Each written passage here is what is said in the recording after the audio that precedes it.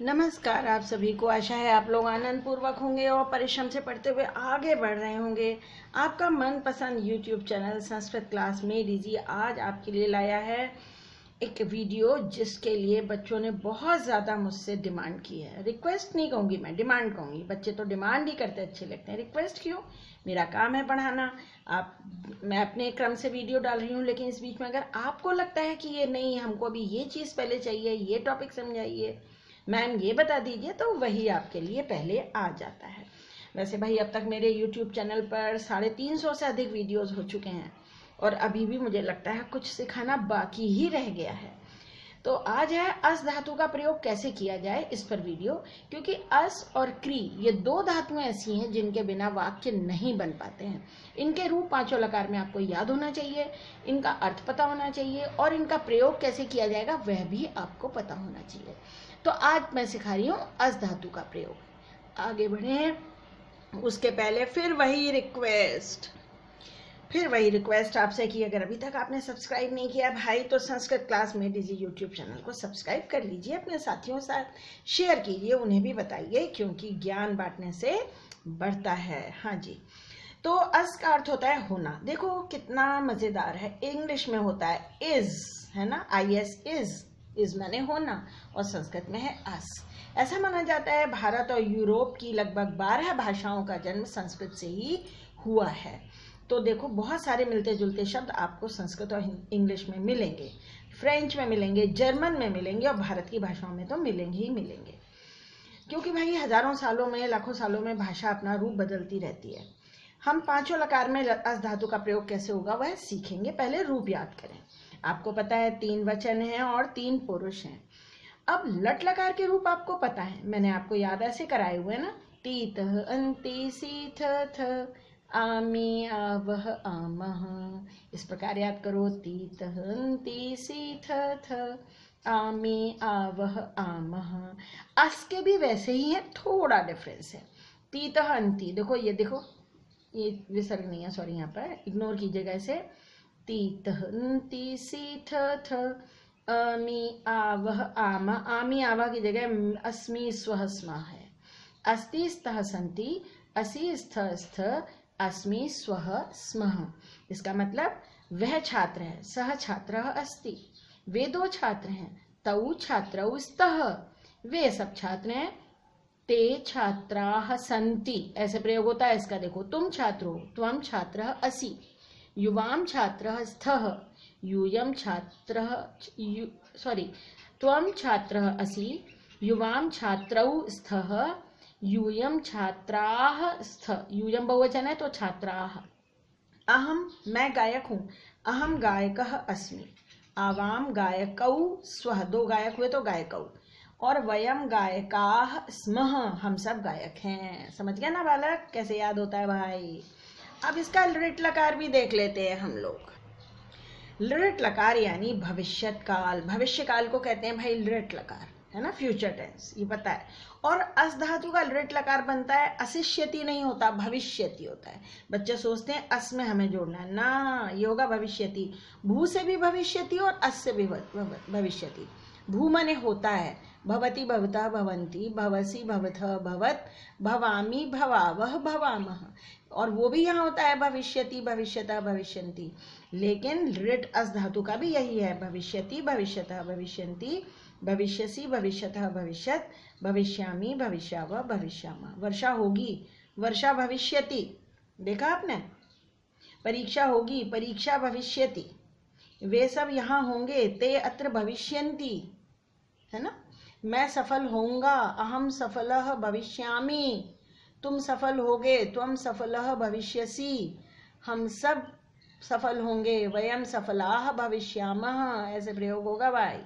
और भविष्य काल के रूप में इष्य सब में जुड़ जाता है, ये तो पता ही है आपको। भविष्यति, पठिष्यति, चलिष्यति, है ना। अब आइए लंग लकार, भूतकाल। इसके लिए मैं हमेशा याद दिलाती हूँ बच्चों को कि भाई एक भूत था, वो लंगड़ा था। ऐसे याद कर लो, एक भूत था, और वह लंगड़ा था, यानी लंग लकार मतलब भूतकाल, ऐसे याद आ जाएगा। लंगड़ा भूत लंग लकार। और जो लंगड़ा होता है भाई, जिसके पैर में तकलीफ होती है, वो हेल्प से चलता है, इसीलिए लंग लकार के रूप बनाते समय धातु के पहले अ आ जाता है, क्योंकि वह अ की हेल्प से चलेगा। अस धातु में एक अ और लगाइए, क्या हो जाएगा? दीर्घ संधि हो जाएगी ना। अस धातु है, अस और उसके पहले हमने जोड़ दिया अ, दो अ मिलेंगे तो आ बन जाएगा, दीर्घ संधि हो जाएगी तो होगा आसीत आस्ताम आसन। लंग लकार के प्रत्यय याद है ना? लंग लकार पे मैंने वीडियो भी बनाए हुए हैं। त ताम न अह तम त म आव आम, ये प्रत्यय होते हैं। तो यहाँ हो गया आसीत आस्ताम आसन, आसीहि आस्तम आस्त, आसम आस्व और आस्म। आसम आस्व आस्म, आसीत आस्ताम आसन, आसीहि आस्तम आस्त, आसम आस्व आसम। परीक्षा थी, कल परीक्षा थी, यह परीक्षा आसीत। वे सब गांव में थे, ते ग्रामे आसन, वे गांव में थे, है ना। त्वम सफलः आसीहि, तुम सफल थे। अहम परिश्रमी आसम, मैं परिश्रमी था, है ना। ऐसे वाक्य बन जाएंगे भाई, इस प्रकार इसका प्रयोग किया जाएगा। सह तौ ते, त्वम युवाम यूयम, अहम आवाम वयम, इनका प्रयोग इस प्रकार होगा। आगे देखा जाए लोट लकार। लोट लकार के प्रत्यय होते हैं तू तामंतु अतम त, आनी आव आम। यहाँ डिफरेंट है, अस्तु स्ताम संतु, एधि स्तम स्त, एधि होता है तुम हो, त्वम एधि, इसका प्रयोग बहुत कम आता है। असानी असाव असाम, भाषा में अधिकतर अस्तु स्तम संतु का प्रयोग होता है और अधिकतर यही प्रयोग आता है इसका, क्योंकि अपने आप को ऑर्डर नहीं दिया जा सकता ना। कारण भी तो देखो, लोट लकार आज्ञा के लिए होता है, ऑर्डर देने के लिए, अपने आप को ऑर्डर थोड़ी देंगे।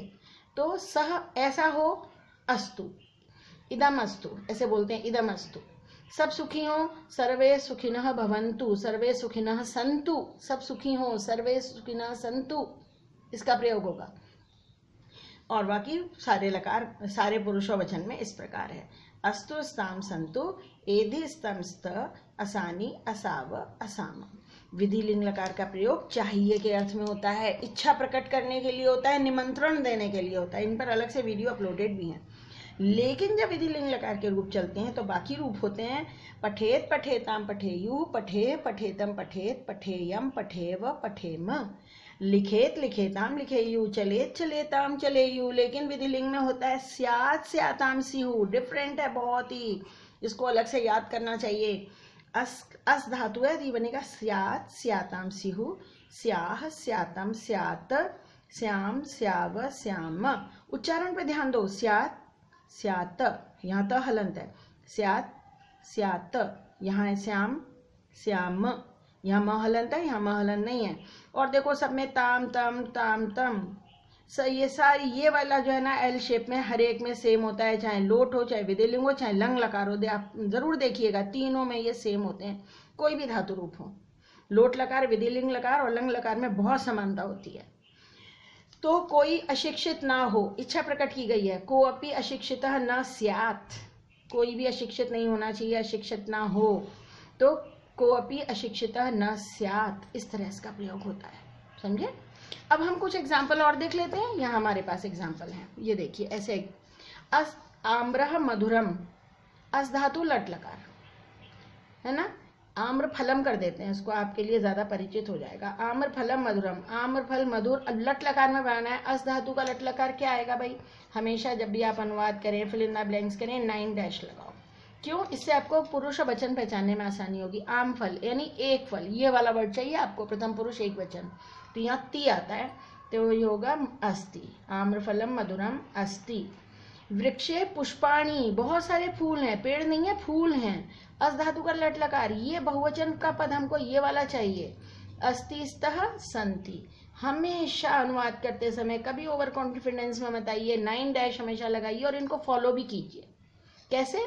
अभी सीखिए। बालकाः तत्र अस, लंग लकार भरना है।